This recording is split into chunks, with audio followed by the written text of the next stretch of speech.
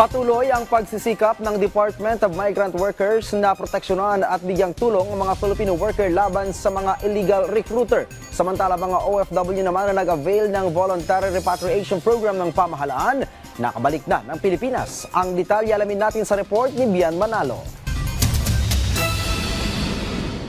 Nagkasa ng sorpresang inspeksyon ang Department of Migrant Workers sa mga recruitment agency sa Gedisco Center sa Malate, Manila kamakailan. Naaresto sa inspeksyon ng isang hinihinalang illegal recruiter habang sinuspindi naman ang mga recruitment agency dahil sa paglabag sa mga patakaran ng Migrant Workers Department. Alinsunod ang naturang hakbang sa direktiba ni Pangulong Ferdinand R. Marcos Jr. na pangalagaan at protektahan ang kapakanan ng mga overseas Filipino worker. Namahagi ng tulong pinansyal ang Philippine Embassy sa Vienna at Migrant Workers Office Vienna sa 10 overseas Filipino workers na hinihinalang biktima ng human trafficking sa Slovenia.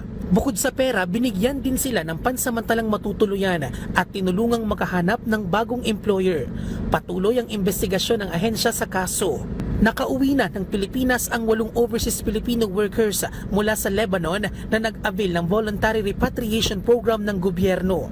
Nakatanggap sila ng financial, medical at airport assistance mula sa Hulop government team.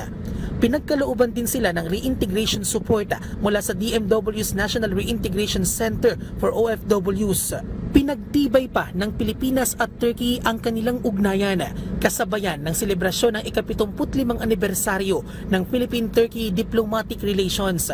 Binigyang diin sa programa ang natatanging kontribusyon ng Filipino community sa Turkey sa pagpapalakas ng bilateral relation. Pinag-usapan din ang napipintong pagtatayo ng Migrant Workers Office sa Turkey na mangangalaga sa kapakanan ng mga OFW doon. Bian Manalo para sa Pambansang TV sa Bagong Pilipinas.